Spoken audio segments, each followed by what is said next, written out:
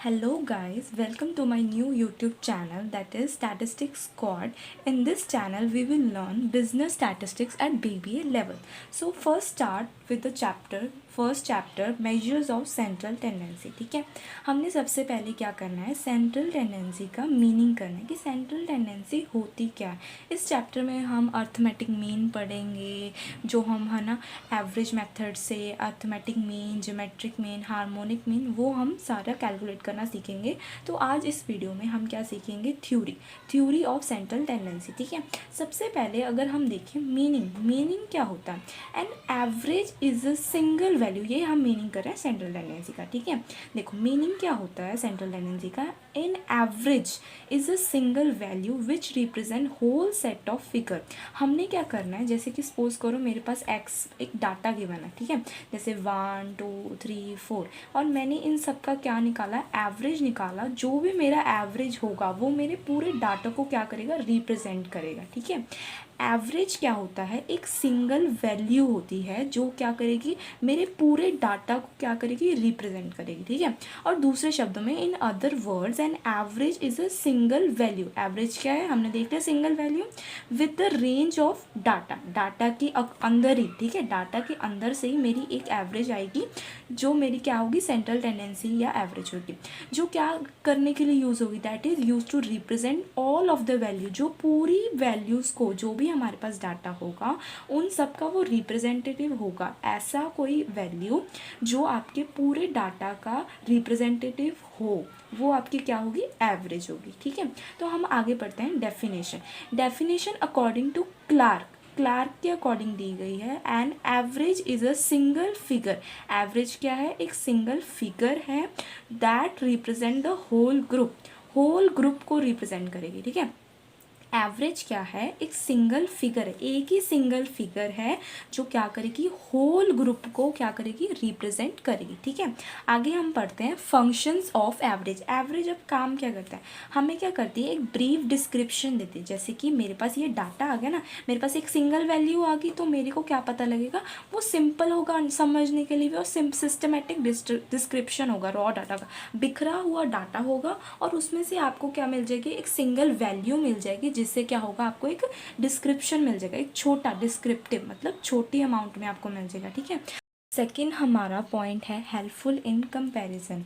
Helpful किसके लिए, ये कंपैरिजन। जैसे कि मैंने आपको बताया था कि जैसे आपको एक्स पर्सन के मार्क्स दिए, जैसे कि 1 2 3 4, ठीक है, मैंने इसकी एवरेज निकाल ली समथिंग कि मेरे पास 10 आ रही। ठीक है, अब दूसरा पर्सन है जो मेरा वाई है, ठीक है, उसके है 2 4 5 6 7, इसकी एवरेज कुछ और आ गई, तो मेरे पास ऐसे दो डाटा आ गए, मैं दोनों एवरेजेस को क्या कर सकती हूँ, कंपेयर करके देख सकती हूँ।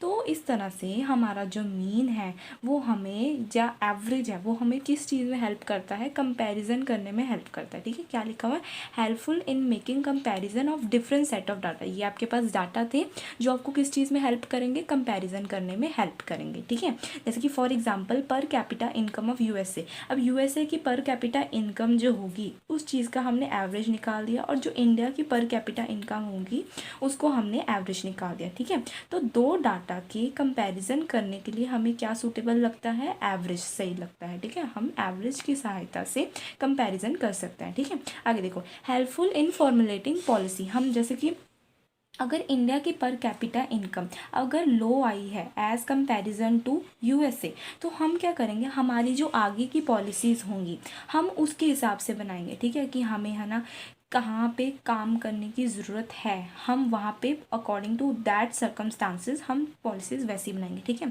According to per capita income average helps in formulating suitable policies, तो हमें ये पॉलिसीज़ वगैरह बनाने में भी हेल्प करता है। ठीक है, आगे देखो, रिप्रेजेंटेशन ऑफ द यूनिवर्स। ठीक है, जैसे कि मैंने आपको बताया था, एक जो ये एवरेज आएगी, ये जो आपकी एवरेज आएगी वो क्या करती है, वो आपके पूरे डाटा को रिप्रेजेंट करती है। अगर हमने पूरे यूनिवर्स में से एक एवरेज निकाल दी, ठीक है, आपको आपका वो एवरेज किसको रिप्रेजेंट करेगा, यूनिवर्स को रिप्रेजेंट करेगा। तो एवरेज हमारा किसका रिप्रेजेंटेशन होता है, यूनिवर्स का, ठीक है।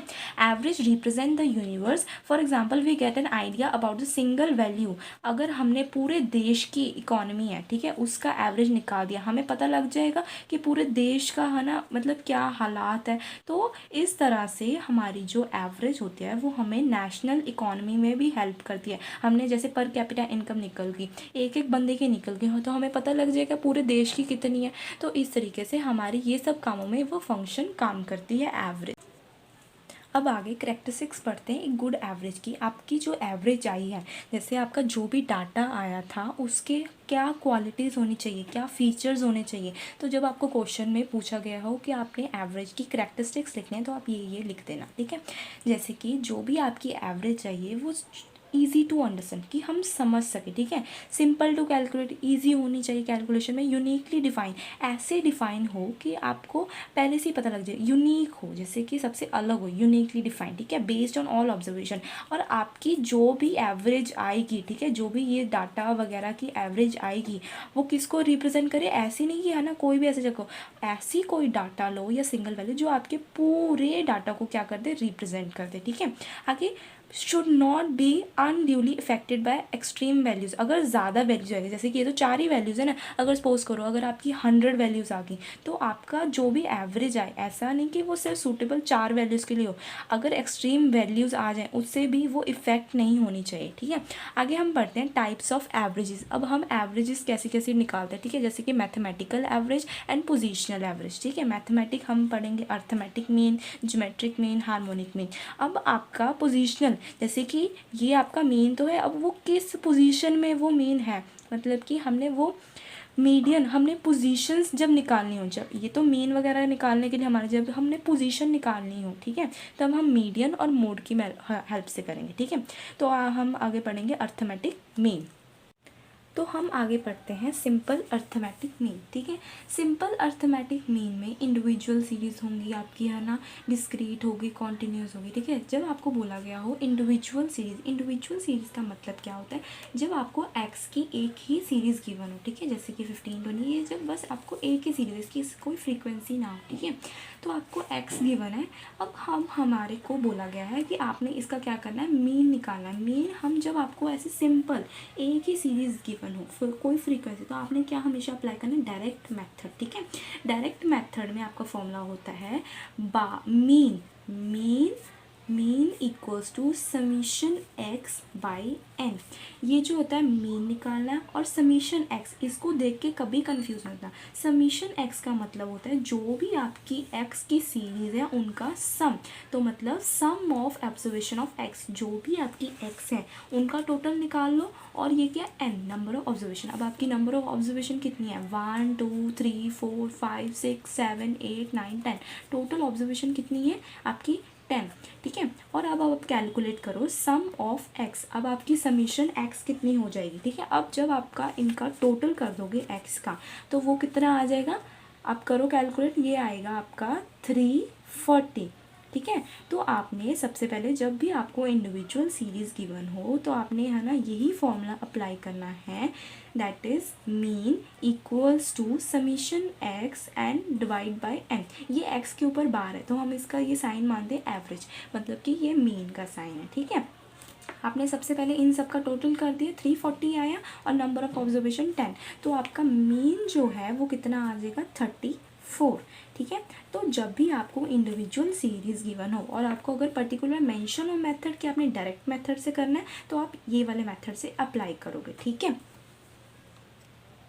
अब हमारा नेक्स्ट मेथड जो है, अगर हमको बोला गया हो कि आपने डायरेक्ट मेथड से ही अगर डिस्क्रीट सीरीज़ हो, डिस्क्रीट सीरीज़ क्या होते हैं, जहाँ पे आपको फ्रीक्वेंसी गिवन हो, जैसे कि आपको यहाँ पे वेजेस गिवन है और आपको क्या गिवन है, frequency, that is number of workers, मतलब फ्रीक्वेंसी कितनी है, ठीक है। जब आपको बोला गया हो कि आपने डायरेक्ट मेथड से ही आपने क्या करना है, मीन निकालना है, तब आपको कभी भी, है ना, कंफ्यूज नहीं होना है। एफ़ को देख के आपने क्या करना है, सिंपली जो भी आपकी एफ़ है, ये आपकी एफ़ है ना, तो आपने क्या निकालनी है, इसका पहले फॉर्मूला देख लो, ठीक है। क्या होता है फॉर्मूला, मीन पहले वही सेम, इसमें सारा फॉर्मूला सेम, एक्स भी सेम, बस इसमें ऐड क्या हो जाएगा, f, summation f x by n, ठीक है, summation f x by n. F x अब हमें चाहिए क्या, देख लो पहले आपको चाहिए क्या क्या, ठीक है, एफ एक्स चाहिए ना, तो आपको तो पता ही है पहले समीशन एक्स क्या होता है। समीशन एक्स में तो हम पहले इन सब का टोटल कर देते, जब आपको समीशन एफ एक्स चाहिए होता है, ये आप फॉर्मूला कब अप्लाई करोगे, जब आपको डिस्क्रीट सीरीज़ गिवन हो, आपको डायरेक्ट मेथड कहा गया हो और डिस्क्रीट सीरीज़ क्या होती है, जहाँ पे आपको एफ गिवन हो, ठीक है। अब हमने क्या करनी है, एफ एक्स निकालना है। 10 को 4 से मल्टीप्लाई कर दो, कितना हो, 40, ये हो गया 100, 90, 80 और ये 250 हो गया, ठीक है। अब आपको समीशन एफ एक्स चाहिए, ठीक है, समीशन एफ एक्स, अब इन सब का टोटल कर दो, कितना हो जाएगा, समीशन एफ एक्स और समीशन, ये एन का मतलब भी हमारा क्या होता है, इन अब हमने जब आपको एन, इस वाले केस में आपकी क्या होगी, एफ, जब भी आपको एफ गिवन हो, आपने एन क्या माननी है, ये सब चीज़ों का टोटल, ये एफ का टोटल मानना है, ठीक है। अब एफ का टोटल कर दो, कितना हो जाएगा, एन, या इसको क्या कहते हैं, ई एफ, ठीक है, समीशन एफ, ठीक है। तो आपने इसका टोटल कर दिया, वो कितना आ जाएगा 19, और इन सब का जब आप टोटल कर दोगे वो आपका कितना आएगा, कैलकुलेट करो इनको, तो वो आपका आ जाएगा 560, ठीक है। समीशन एफ एक्स और समीशन एफ आ गया, अब आपको इसको फिल कर देना है, 560 डिवाइड बाई 90, ठीक है। समीशन एफ एक्स आ गया और समीशन हमारा ई एफ, समीशन एफ, ठीक है। तो है ना, 560 डिवाइड बाई 19, तो आपने इनको डिवाइड करके क्या लिखना है, 29.47, ठीक है। तो आपका ये आंसर आ गया, ठीक है। जब आपको कहा गया हो कि आपने डायरेक्ट मेथड से ही इंडिविजुअल सीरीज़ का क्वेश्चन सॉल्व करना है और डिस्क्रीट सीरीज़ का, मैंने आपको मतलब बता दिया डिस्क्रीट सीरीज़ क्या होते हैं, और ये आप फॉर्मूला रिवाइज कर लो कि summation x equals to summation f x by n, ठीक है। समीशन एफ एक्स हो गया 560 और एन, ठीक है। तो ये हमारा डायरेक्ट मेथड वाला सम हो गया।